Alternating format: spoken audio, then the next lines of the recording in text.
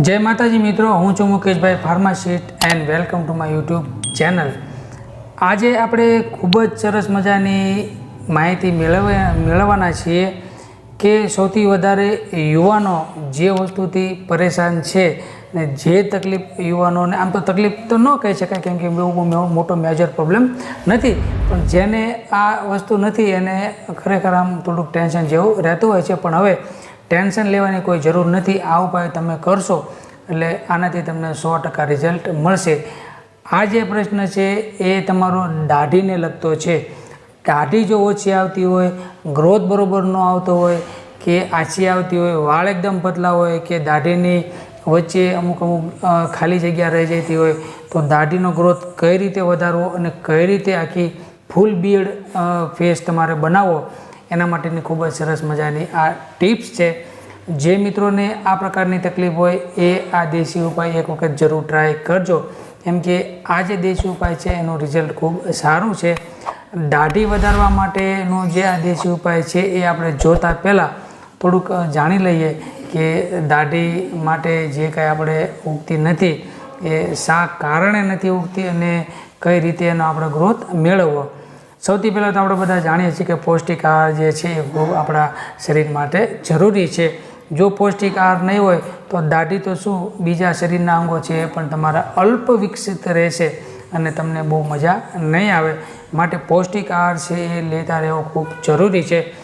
સાથે સાથે તમારે જે પાણી તમે પીતા હોય એ પાણી તમારે એના કરતાં ડબલ કરી નાખવાનું છે, કેમ કે પાણીની જો શરીરમાં અછત વર્તાશે તો પણ ઘણી વખત આવા પ્રોબ્લેમ ક્રિએટ થતા હોય છે। માટે પાણી જે છે એ પણ તમારે પૂરતા પ્રમાણમાં લેવો ખૂબ જરૂરી છે।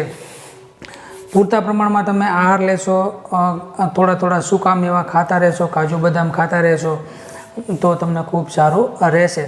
બદામવાળું તેલ વાપરવું એના કરતાં બદામ ખાવી શું ખોટી, કેમ કે બદામ જે છે એમાંથી તમને તેલ મળે છે, તો ઘરે આપણે બદામ લાવી અને એ જ બદામ આપણે ખાવી તો આપણને ડાયરેક્ટ અસર કરતું હોય છે। વસ્તુ અલગ છે પણ એક વિચારવા જેવી વસ્તુ છે। હવે આપણે જે કાંઈ વસ્તુ દાઢી માટે કરવાની છે એ વસ્તુમાં આપણે સૌથી પહેલાં તો તમારે 100 ગ્રામ એલોવેરા જેલ લેવાનું છે। 100 ગ્રામ એલોવેરા જેલ અને અંદાજે 100 ગ્રામ જેવો ડુંગળીનો રસ કાઢી નાખવાનો છે, અથવા તો જો તમારે ડુંગળીનો રસ ન કાઢવો તો ઝીણું એને છીણ કરી નાખવાની। ખમણી હોય એનાથી તમે ખમણી અને ઝીણી છીણ તમે એની કરી નાખવાની છે।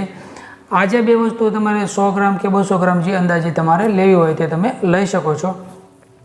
બરાબર મિક્સ કરી નાખવાના છે। જો એમના મિક્સ તમને કરતાં ન ભાવે તો તમે મિક્સરમાં ગ્રાઇન્ડરમાં ફેરવી દેશો એટલે બહુ વ્યવસ્થિત રીતે મિક્સ થઈ જશે।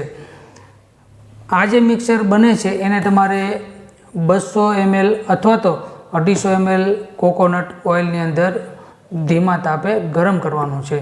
એટલે કે 200 ml કોકોનટ ઓઇલ લઈ એની અંદર આ જે બંને વસ્તુ આપણે મિક્સ કરી છે એ બંને વસ્તુને તમારે નાખી દેવાની અને ધીમા તાપે ધીમે એને તમારે તપાવવાનું છે।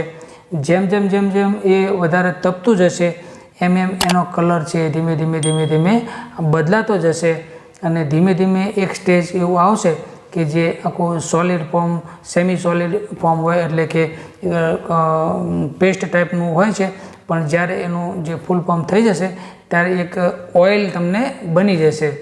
એટલે કે જ્યારે એ તમે લગભગ અડધી કલાક જેવું ગરમ કરશો, ધીમા તાપે કરવાનું છે, બહુ ઉકાળવાનું નથી પણ ધીમા તાપે તમારે એને ગરમ કરવાનું છે। અને એક સ્ટેજ એવું આવશે કે આ જે આખું લિક્વિડ છે એ ઓઇલ ફોર્મ બની જશે, એટલે કે એક પ્રકારનું તેલ બની જશે। જ્યાં સુધી તેલ ન બને ત્યાં સુધી તમારે એને ધીમા તાપે ઉકાળવાનું છે। લગભગ આછો બ્રાઉન કલર જેવો બનશે એ પ્રમાણે તમે કરશો એટલે એક પ્રકારનું તેલ બની જશે। હવે આ જે તેલ બને છે એને તમારે ગાળી અને કાચની બોટલમાં ભરી લેવાનું છે। હવે આ જે તેલ છે એ તમારે રેગ્યુલર રોજ રાત્રે હળવા હાથે માત્ર 5 જ મિનિટ મસાજ કરવાનું છે। જે જગ્યાએ વાળ આછા આવતા હોય, વાળ ખાલી રહી ગયા હોય, બિયર્ડનો ગ્રોથ ઓછો હોય કે દાઢીને લગતી કોઈ પણ પ્રોબ્લેમ હોય તો એ જગ્યાએ તમારે માત્ર 5 જ મિનિટ હળવા હાથે ખાલી મસાજ કરવાનું છે।